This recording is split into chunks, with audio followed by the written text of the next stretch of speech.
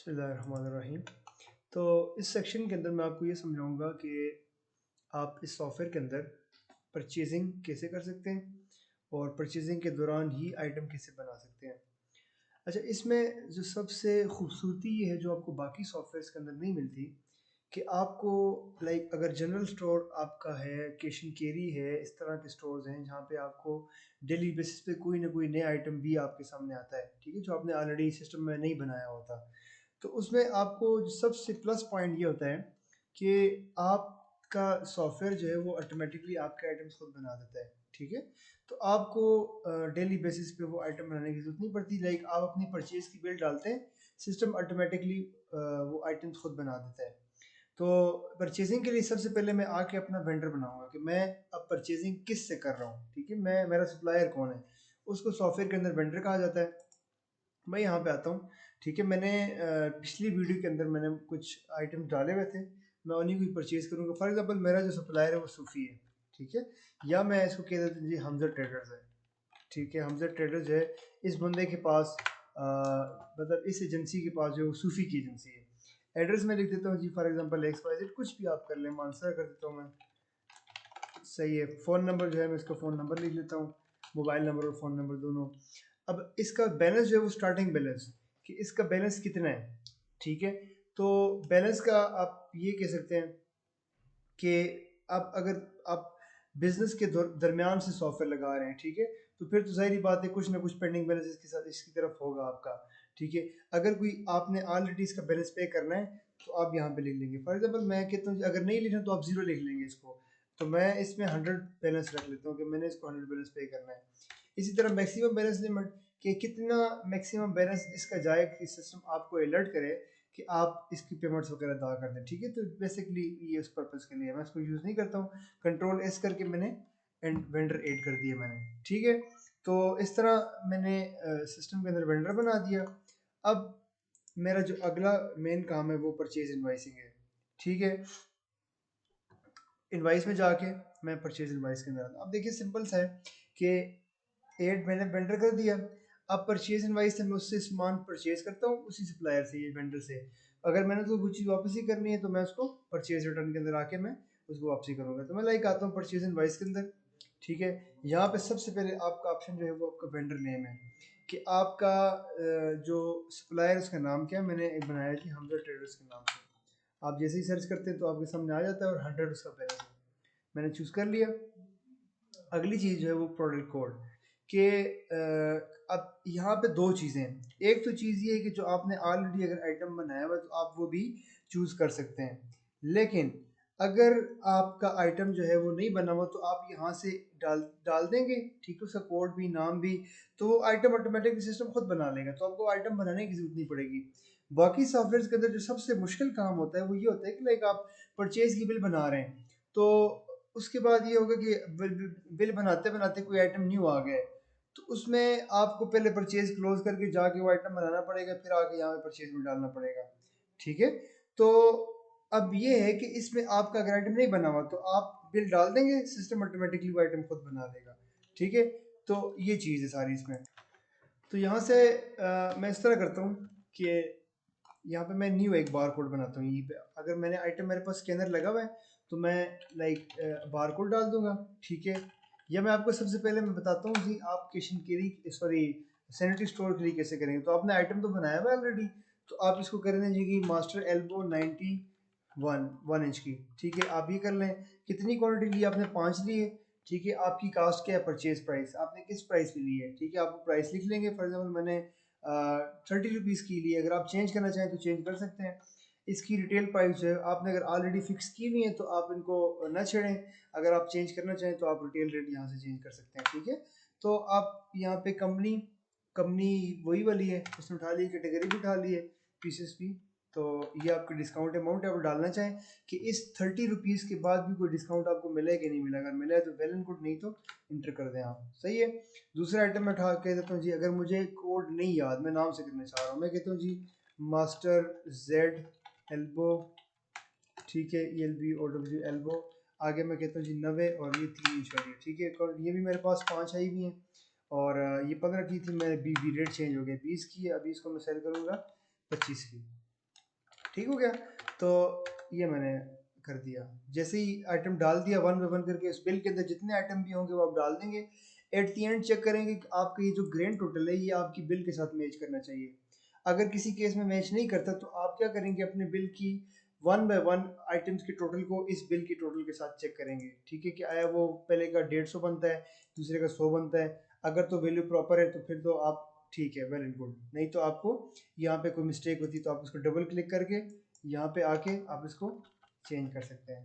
ठीक है, मैं लाइक यहाँ पे आता हूँ, इसको मैं वापस इसी तरह जो इसकी वैल्यू थी 15, इसको मैं 20 कर देता हूँ जी। ठीक है, आप इसको कर सकते हैं। ठीक हो गया। अब 175 रुपये बन गए इसके। अब मैं इसके ऊपर मुझे आप कह रहे हैं कि मुझे सेल टैक्स बिल के ऊपर भी लगा है, तो अगर लगा है कितनी अमाउंट टैक्स की लगी वो मैं यहाँ पे लिख दूँगा। बिल्टी इसके ऊपर मेरा खर्चा कितना आया है, इसको मतलब मुझे यहाँ पे पहुँचा के दिए वेंडर्स ने, या इस तरह हुआ है कि मैंने बिल्टी एक्सपेंस खुद अदा किए हैं। अगर मैंने खुद अदा किए तो मैं यहाँ पे लिख दूंगा कि बिल्टी एक्सपेंस कितना है। ठीक है, तो सॉफ्टवेयर ऑटोमेटिकली वो आपका एक्सपेंस क्या होगा कि इन सारे अमाउंट्स के अंदर डिवाइड कर देगा। इसी तरह इसके ऊपर मुझे कोई डिस्काउंट की परसेंटेज मिली है कि नहीं मिली, अगर मिली है तो फिर ये होगा कि वो डिस्काउंट जो है वो ऑटोमेटिकली सबके ऊपर डिवाइड हो जाएगा, ये जितने भी आइटम्स होंगे आपकी बिल का प्लेट डिस्काउंट जो होगा। ठीक है, इसी तरह जो अगला सेक्शन है वो डिस्काउंट अमाउंट का है, तो आपको अमाउंट में कोई डिस्काउंट मिला है पूरी बिल के ऊपर तो ये आपको यहाँ पे आ जाएगा। यहाँ पे आपको चालान नंबर लिखना होता है, अगर आप लिखना चाहें वेल एंड गुड, ना लिखना चाहें खाली भी छोड़ सकते हैं। चालान नंबर वो होता है जो आपके पास बिल अभी आई है, उस बिल का उसका अपना एक इनवाइस नंबर होता है जो आप यहाँ पे लिख सकते हैं। ठीक है, तो मैंने यहाँ पे वेंडर नेम टिक लगा के यहाँ पे हमजा से लिख लिया है। इसमें एक और चीज़ ये होती है कि सम टाइम इस तरह होता है कि आप जिस कस्टमर को माल दे रहे होते हैं समटाइम्स आपको उससे भी माल परचेज करना पड़ता है। तो आप क्या करेंगे उस केस में, अगर आपने ये वाला सामान जो है वो कंपनी से परचेज नहीं किया, आपने ये वाला सामान जो है वो कस्टमर से परचेज किया है, तो यहाँ पे आप उसका कस्टमर का नाम लिख लेंगे, तो ये ऑटोमेटिकली ये परचेज होगी वो उसके खाते में से ऑटोमेटिकली लेस हो जाएगी कि आपने उससे सामान परचेज किया है। ठीक है, मैं वक्त इसको वेंडर पे कर देता हूँ। तो ये चीज़ भी सैनिटरी स्टोर्स में या इस तरह के स्टोर्स में, हार्डवेयर स्टोर के अंदर जरूरत पड़ती है कि सम टाइम जिनको आप सामान सप्लाई कर रहे होते हैं तो आप उनसे भी कभी कभी परचेज कर लेते हैं, तो उस केस में फिर आपको परचेजिंग में यहाँ पे टिक लगाना पड़ेगा, केस कस्टमर केस में आगे नाम देना पड़ेगा। अभी मैंने एक वेंडर पे टिक लगा दी, इसको मैं पोस्ट कर देता हूँ। जैसे ही मैंने पोस्ट किया तो मेरी बिल पोस्ट हो गई है। सही है, अब मैं अगर चेक करता हूँ जी मास्टर जेड, अब ये देखें सबसे नीचे आप इसका स्टॉक चेक कर लें, 5 स्टॉक मेरे पास ऐड हो गया। ठीक है, तो मैं दूसरा करता हूँ जी मास्टर, इसमें भी मेरे पास मास्टर एल्बो भी 5 क्वांटिटी में आ गई है। ठीक है, मैं इसको क्लोज कर देता हूँ। ठीक है, तो क्लोज करने के बाद अब मैं आपको बताता हूँ कि आपने इसमें से कोई सामान जो 5 आया था, 5 में से कंपनी को कुछ वापस भी करना है। लाइक वो कोई आइटम डैमेज था या कोई XYZ वजह हो सकती है जिसकी वजह से आपको सामान वापस करना है। ठीक है, मैं टेस्ट वेंडर सेलेक्ट करता हूँ, टेस्ट तो नहीं था खैर, हमजा ट्रेडर्स था। हमजा ट्रेडर के खाते में 275 रुपये भी ऐड हो गए हैं। ठीक है, उसके बाद मैं आइटम नेम के ऊपर आता हूँ, तो मेरा था जी मास्टर एल्बो, मास्टर एल्बो। ठीक है, और मैं इसको मास्टर जेड वाली सेलेक्ट कर देता हूँ। ठीक है, ये मैंने चूज़ कर दी। अब 5 मैंने परचेज किए थे, 5 में से मैं 2 वापस कर देता हूँ, जिस रेट पे आई उसी रेट में वापस कर देता हूँ। ठीक है, 40 रुपये बन के मैंने इसको पोस्ट कर दिया। सही है, तो यहाँ पे मैं आता हूँ, अगर मैंने अपनी जो परचेज बनाई है, जो पहले सबसे पहले परचेज इनवाइस में डाली थी, मैं रिपोर्ट्स के अंदर आके परचेज रिपोर्ट में जाता हूँ, तो मुझे वो बता देगा सिस्टम कि आपने जो परचेजिंग की है वो आपकी, ये बिल जो आपने भी पोस्ट की वो ये बिल ये वाली है। ठीक है, आप चालान नंबर से भी चेक कर सकते हैं। ठीक है, इसका चालान नंबर ये वाला है, आप यहाँ से ये वाला चालान नंबर भी डाल के चेक कर सकते हैं, बिल को चेक करेंगे। या आपको अगर इनवाइस नंबर याद है सिस्टम की ऑटो जनरेटेड इनवाइस नंबर, तो वो भी आपको सिस्टम शो कर देगा यहाँ पे, तो आप इनवाइस नंबर लिख लेंगे। ठीक है, मैं 2 लिखता हूँ तो 2 की अभी इनवाइस कोई भी नहीं, लेकिन 1 की अगर मैं लिखता हूँ तो ये 1 की इनवाइस, लेकिन आपको यहाँ पे टिक लगाना पड़ता है। ठीक है, टिक लगाएंगे तो आपकी सर्च यहाँ पे एक्टिव होगी। अगर यहाँ पे वेंडर नेम पे टिक लगाते हैं तो फिर आप वेंडर नेम से सर्च कर सकते हैं, वेंडर का नाम जो है वो आप प्रोवाइड करेंगे। ठीक है, मैं किसी उसका लिख लेता हूँ जी टेस्ट वेंडर का, अभी टेस्ट वेंडर की मेरे पास कोई परचेजिंग हुई तो वो आ जाएगी, नहीं है। बहरहाल मैं हमजा का लिखता हूँ, तो हमजा का मैं जैसे ही यहाँ पे आता हूँ तो ये इसकी बिल, अभी जितनी बिल्स भी होंगी इस टाइम फ्रेम से लेके इस टाइम फ्रेम तक, मतलब ओपनिंग डेट, क्लोजिंग डेट, इस डेट के अंदर जितनी परचेजिंग भी आपने की हुई यहाँ पे आ जाएगी। चेक परचेज पे क्लिक किया तो सारी बिल्स आ जाएंगी। ठीक है, इसी के साथ साथ अब चूंकि मैं वेंडर की बात कर रहा हूँ, तो मैंने इससे परचेजिंग की करने के बाद मैंने कुछ चीज़ें रिटर्न भी की हैं। रिटर्न में आता हूँ तो मुझे परचेज रिटर्न की रिपोर्ट मिलती है कि मैंने हमजा ट्रेडर्स को मैंने कुछ रिटर्न किया, उसकी 2 क्वांटिटी की बिल है।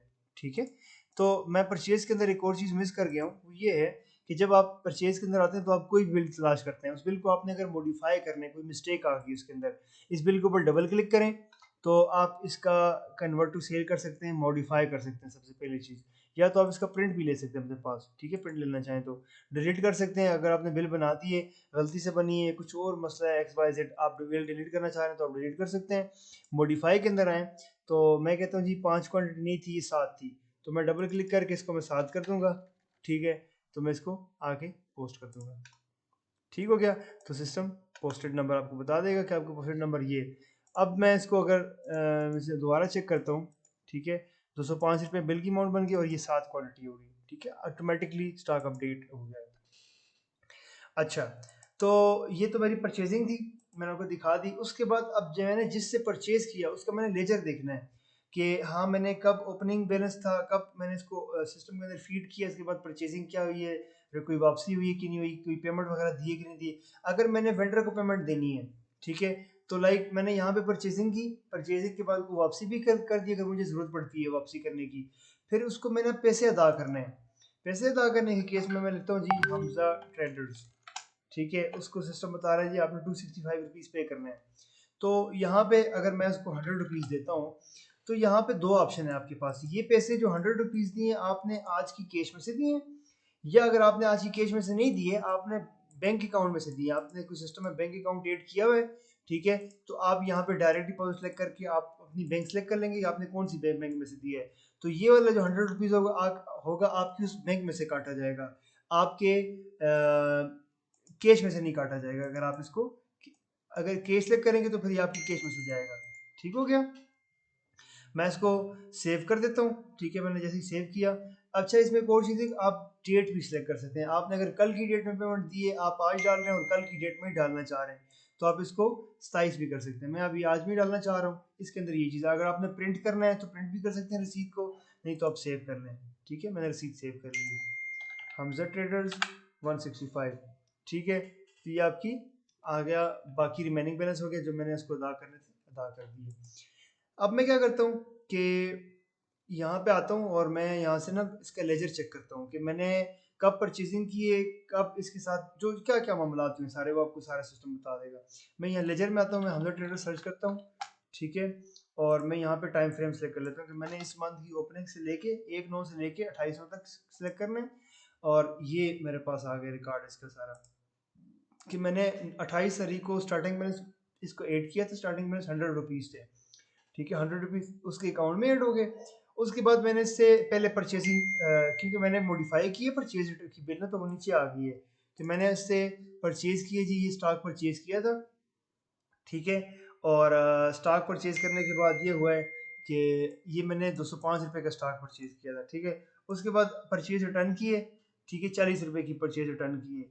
ठीक है, उसके बाद मेरे पास जो फाइनल बैलेंस बचा है वो 265 रुपीज़ का बचा है। ठीक है, और अब हुआ ये कि उसके बाद मैंने आगे पेमेंट दी है। पेमेंट जो थी वो 100 रुपीज़ की पेमेंट थी। सही है, और उसके बाद जो मैंने 100 उसको कैश अदा किए, तो उसके बाद बाकी जो बैलेंस बचे वो 165 रुपीज़ बच गए। ठीक है, तो ये इसका लेजर आप इसको प्रिंट करके भी चेक कर सकते हैं अपने पास।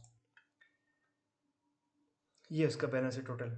ठीक है, ये उसका लेजर है कंप्लीट।